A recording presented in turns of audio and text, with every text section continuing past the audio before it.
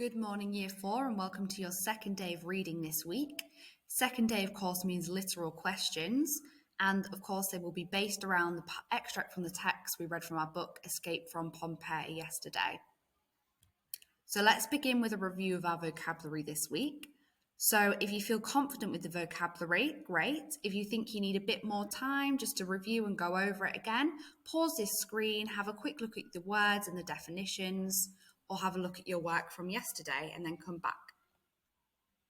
Okay, so let's get going with vocabulary review. So I am going to do an action and I would like you to tell me the word that I'm doing the action for. Okay, so your first word, or my action I'm going to do for your first word is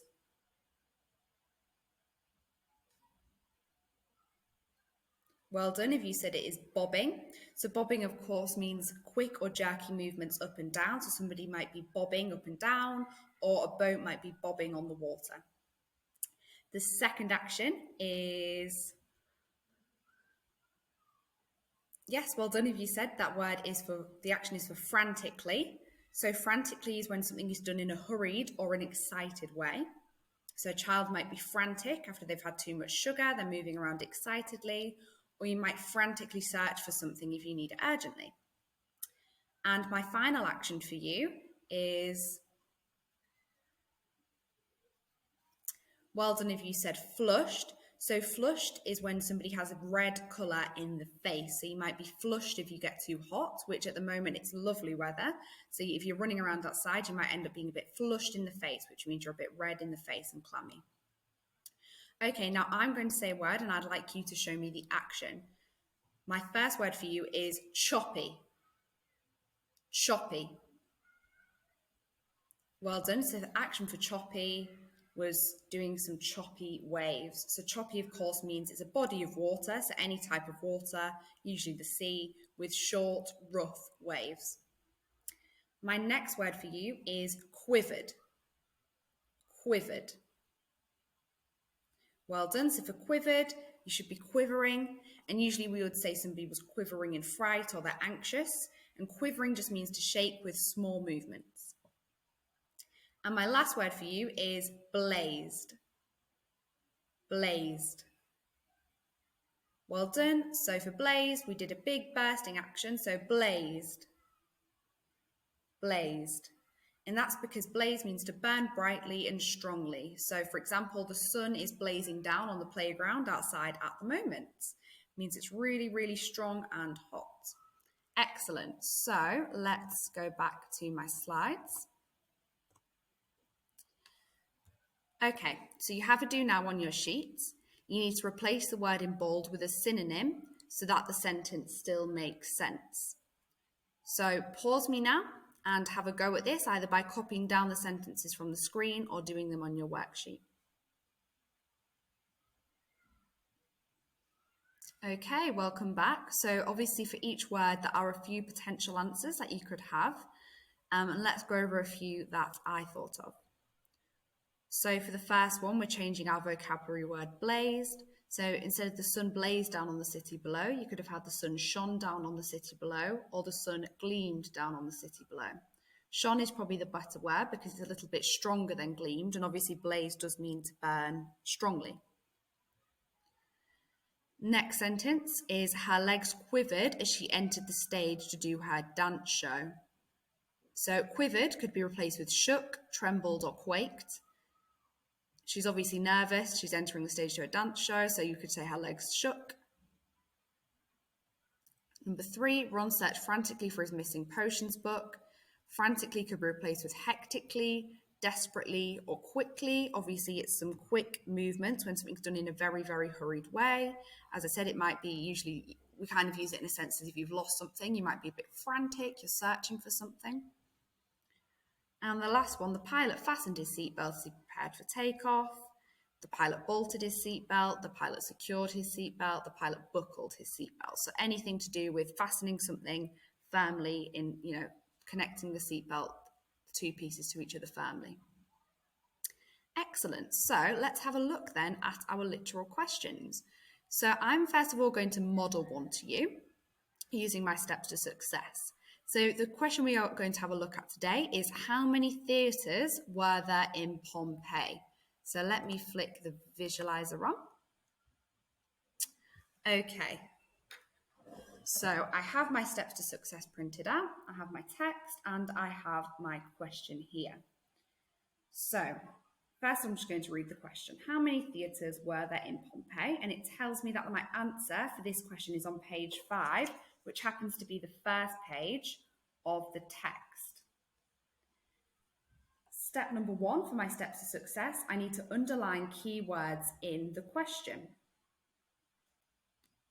So in this question, how many theatres, theatres is going to be a keyword because that's what the question is asking me to find out about, were there in Pompeii? Now Pompeii could be a keyword, but because I know that the text is only about Pompeii, I don't really feel like I need to underline it because there's not a chance that I might confuse it with another city that's mentioned because the whole text is on Pompeii. So I'm just going to highlight theatres. So I've underlined my keywords, step number 1 done. Step number 2 is to skim and scan the text for the keyword. So my keyword is theatres. Oh, and quite quickly it's propped up. I'm going to highlight it so it's really clear. So I've scanned my text for keywords. Obviously, if you don't have highlighters, you could just put a pencil line under it or get a pen and circle it. Step number 3 is to read around the keywords. So I'm going to start from the top and read this whole sentence. One hot August day, Dion took Tranio through a shady passage into one of Pompeii's 2 theatres on the edge of the city where a pantomime was being rehearsed. Okay, so it seems like I have my answer because obviously 2 would tell me how many that I have. However, I didn't stop just as soon as I saw 2. I kept reading just to make sure there was nothing after my keyword, which would change my answer. So I've read around my keywords. So now I'm just going to write my answer down. How many theatres were there in Pompeii? There were 2 theatres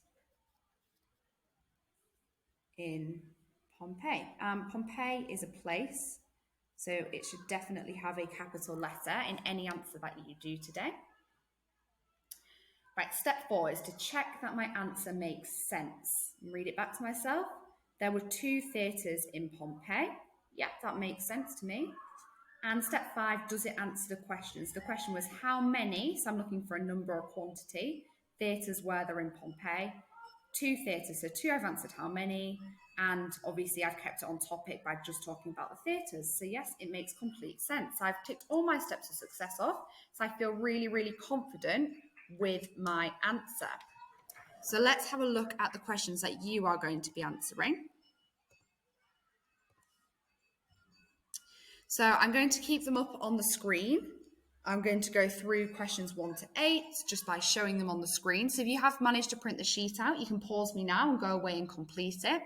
If you need the questions, I'll go through them on the screen. Just make sure you pause after each slide, complete the questions, and then come back at the end of the video so we can all together go through the answers. Okay, good luck.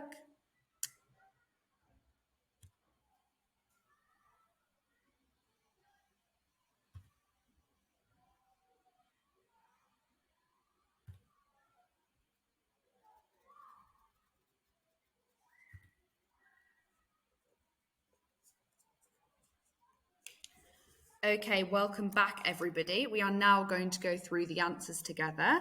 So you should have either gone through the questions on the slides or you should have completed the sheet and be ready with a different coloured pen or pencil to mark your answers. Question 1 was to name 3 things Tranio saw at the theatre. So our answer to that was sword fights, strutting clowns, masked actors playing thieves and devils, and leaping acrobats. It tells us that in the bottom paragraph on page 5. Question 2, what did Tranio's father do when the buildings quivered? He froze. It says that at the top of page 6 that Tranio's father froze to the spot. Question 3 was our true or false. So our first statement was the actors screamed when the stage and scenery split. That is false. It actually says that everybody fell silent. Statement 2 was Livia's donkey ran away. Again, that is false. It is her goat that runs away. Question 3, the seagulls flew towards the woods. That is true. And nobody noticed Tranio and Livia climbing into the boat. That is also true. Question 4 is to list 2 things Tranio saw people doing as he sprinted to Livia's house. Our answers for that were people shouting, people arguing, or people carrying belongings to safety. Question 5, what was Livia's dad chasing? Kind of said that one, he was chasing the goat through the market. So Livia tells Tranio that. Question 6, where did Tranio and Livia run to when they got scared? That was the harbour. So that is on our last page now. What did Tranio and Livia hide beneath when they got on the boat? The answer to that is a pile of coloured rugs. So it tells us no one noticed 2 small children climb up the narrow plank of a small Greek cargo ship and hide beneath a pile of coloured rugs. And for question 8, the actors carried on as if nothing had happened. Livia suggested they go back, and Tranio suggested they run to the harbour. So mark your answers and edit where you need to. Return to the text if you need a bit of clarification. And we would love you to complete the extension, which we will mark if you pop it on Seesaw. So the extension today is to write a paragraph explaining what you would do in Tranio and Livia's situation. So imagine that the earth has just begun to grumble. What would you do? And we look forward to seeing those answers on Seesaw. So well done today, everybody, and enjoy the rest of your lessons.